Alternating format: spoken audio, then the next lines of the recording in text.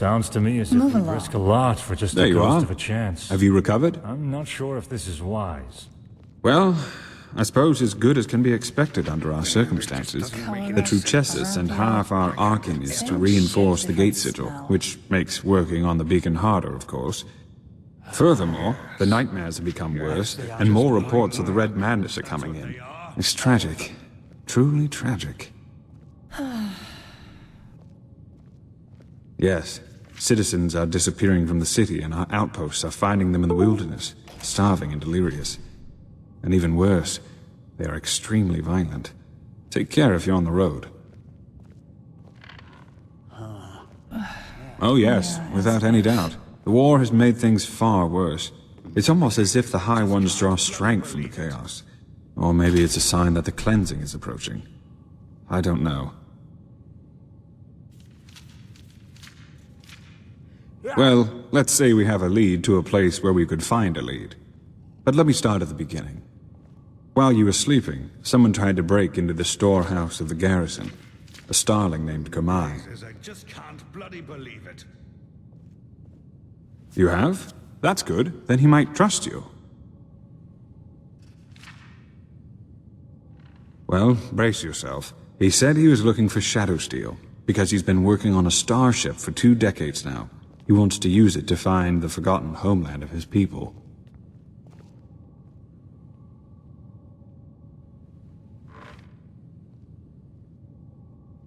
Yes. Doesn't it ring a bell? The Star People believe that their ancestors were born in a forgotten place among the stars. A place without war or hunger, where everyone lives in perfect harmony. All the technology, all the machines that we owe to them were invented to help them get back to this place. A very nostalgic idea. It really is, but unfortunately, a lot of Star People have died in that quest. Their starships have crashed, or they simply disappeared. Up until now, no one has ever found a Star City. Kumai, however, claims that he can do it.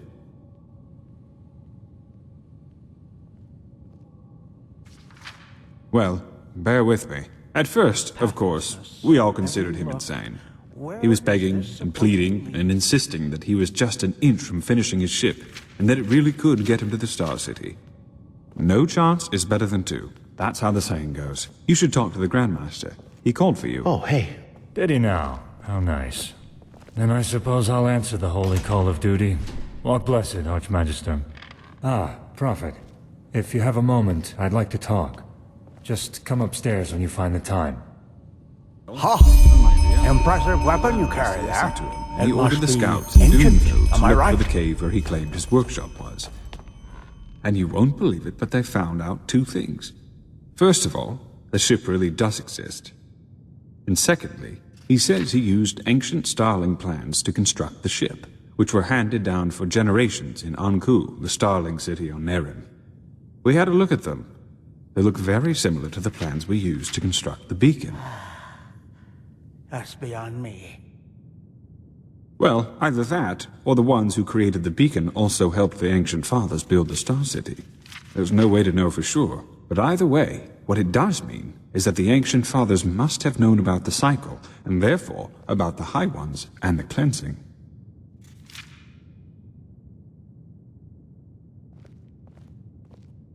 Well, let's put it this way. If anybody knows, it's them, and it's definitely the best lead we have found so far. So, in other words, what that means is that we need to help this Kamai finish his ship, and that we will accompany him on his journey to the Star City. Just imagine if it works.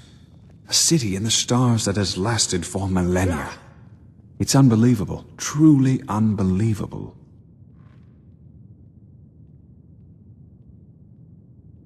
You make it sound so easy. But in a nutshell, yes, that's what we need to do. First, you should visit Kamai's workshop in the Powder Desert. The Grand Master and some Arcanists have already left. And, needless to say, be vigilant when outside the city. The Neremese might not be careless enough to have their camp right in front of the gates, but they have established outposts all over Enderal, as you have undoubtedly already noticed. You are familiar with teleport magic, aren't you? Here, take this scroll. It will transport you directly to the Powder Desert. I need to get back to my studies now. The more we learn about the beacon, the more fascinating it becomes. Pathlessness wherever you look. Where is this supposed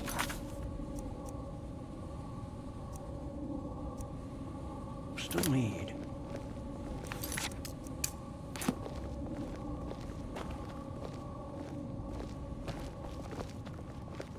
Huh?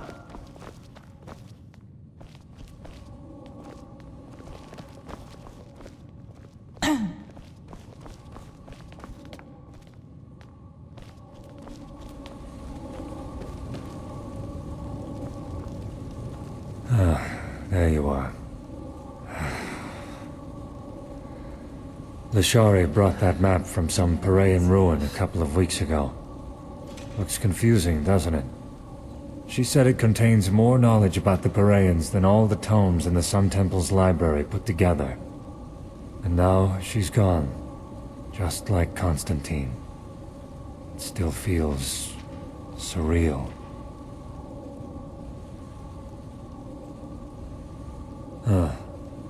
Well, let us say that I have been thinking a lot about the decisions we make in life and where they lead us.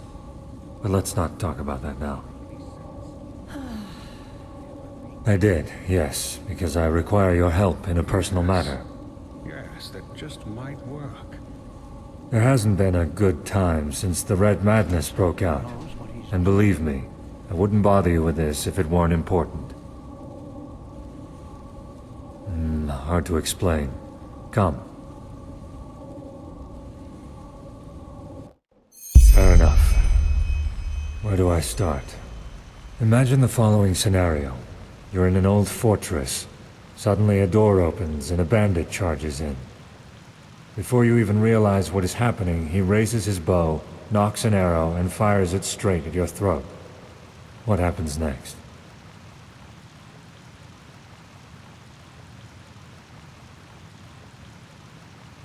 That is one possibility, yes. And it might be the one you would experience. Truth, however, is a bit more complex than that. Reality branches off into millions of new realities. One in which the bandit kills you, one in which he gets hit by a falling piece of rubble from the ceiling, one in which a tunnel spider jumps out from the shadows and kills him. The possibilities are endless. Everything that can happen will happen, and creates a new eventuality in the process, another reality.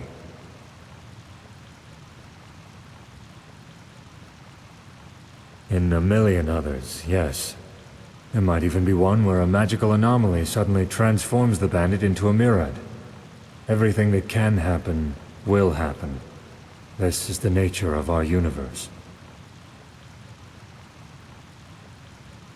I'm getting there. I assume you know that this mechanism is also the reason for the existence of magic. An Arcanist is able to transport eventualities from one reality into another, and thus perform feats considered supernatural. So far, so good. But what if there were a way to not only bring elements of other eventualities into ours, but to travel these other realities physically? I am indeed. Well, this is where it gets exciting, isn't it? With the Planeswalker. Come, let us sit.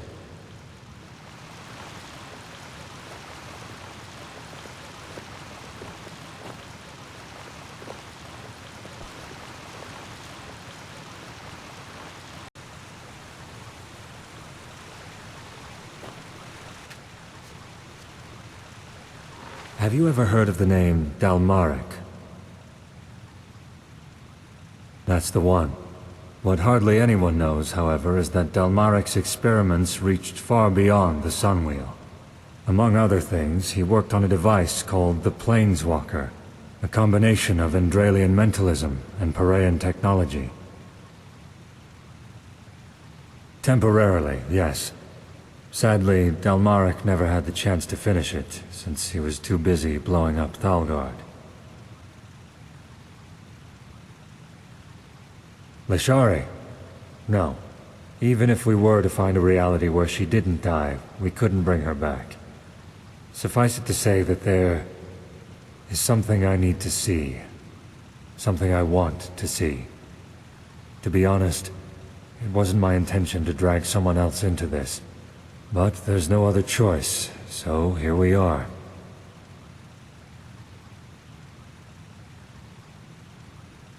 It could, but not that much. Other than what I'm planning to use the Planeswalker for, we lack a concrete plan for using it against the Cycle.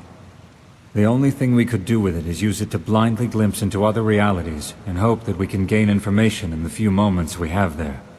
And for reasons I will elaborate on later, traveling into other realities is quite dangerous. In other words, it's not worth the risk. No, Prophet. Our fight against the High Ones is one we'll have to fight in this world. There's no way around that.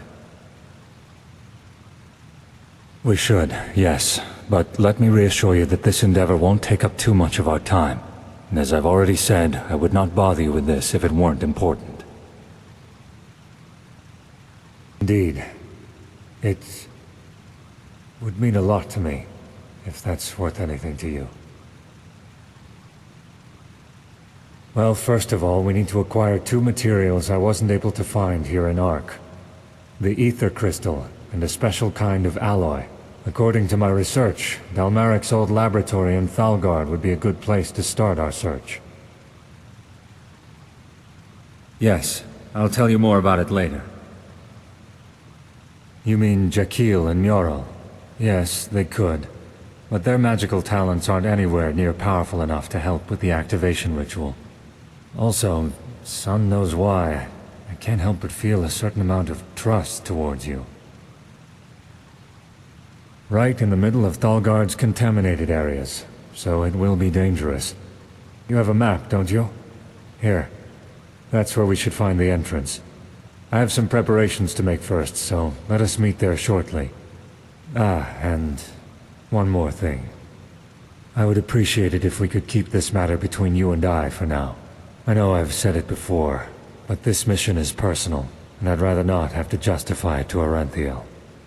Firstly, because it's a personal matter. Secondly, it's too much of a risk as long as Khalim and his helper are still sauntering about. The less people know of this mission, the better.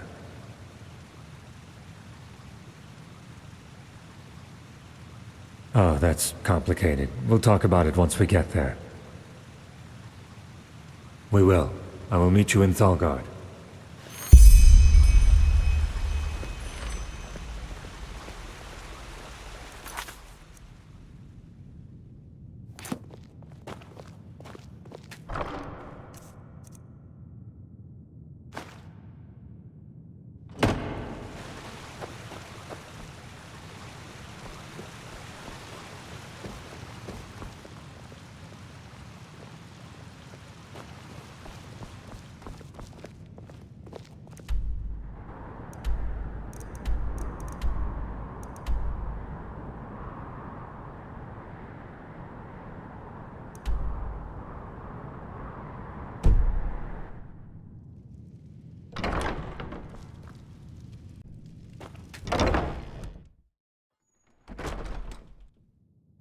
Eternally tormented in agony and pain, their suffering in despair, an endless wicked pain. Their life was with Thou art my light, That's my the young glimmer me. at the horizon. Thy name is my sacrament. I can rain Thy fire.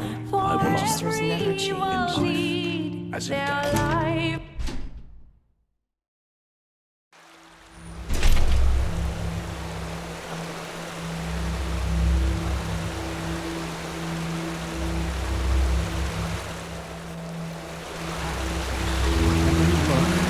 Where is this supposed to lead?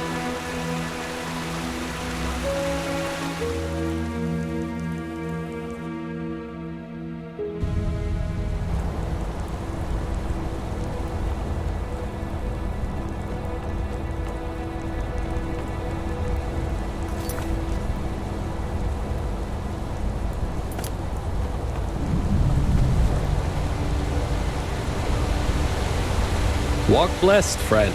Sure, where to?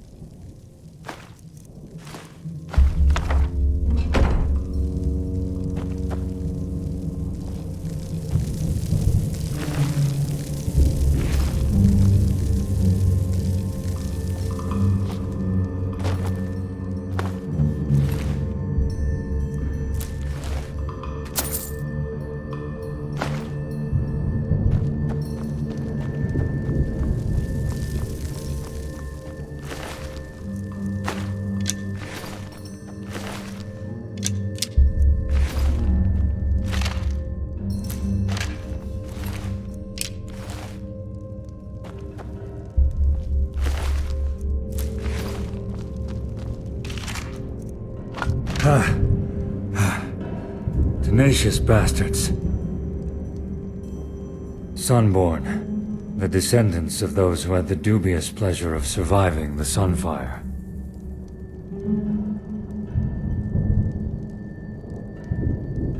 They don't. I'm not an expert on the subject, but as I understand it, the after effects of the Sunfire crippled their vocal cords. Well, you'd have to ask the Holy Grand Master about that. But honestly, why would they? To the Order, the Sunborn are just a bunch of disfigured savages inhabiting a ruined patch of land. They don't dare go outside the contaminated area. I don't think so. Researching the matter would be quite costly, and who would profit from it? As I said, 2 objects. The ether crystal, and a special kind of alloy. I'll look for the alloy. you look for the crystal. Agreed? I don't know exactly, but according to my sources, it's made of a fluorescent blue mineral. And regarding your first question, it's the core element of the Planeswalker. Think of it as a kind of enhancer of one's gaze into the sea of eventualities. Well, the reason so many Arcanists lose their minds is that we as mages constantly perceive other eventualities. Not consciously, but as some kind of background static. The ether crystal strengthens our perception of other eventualities while we wear it. If you were to have it with you permanently, then yes, maybe.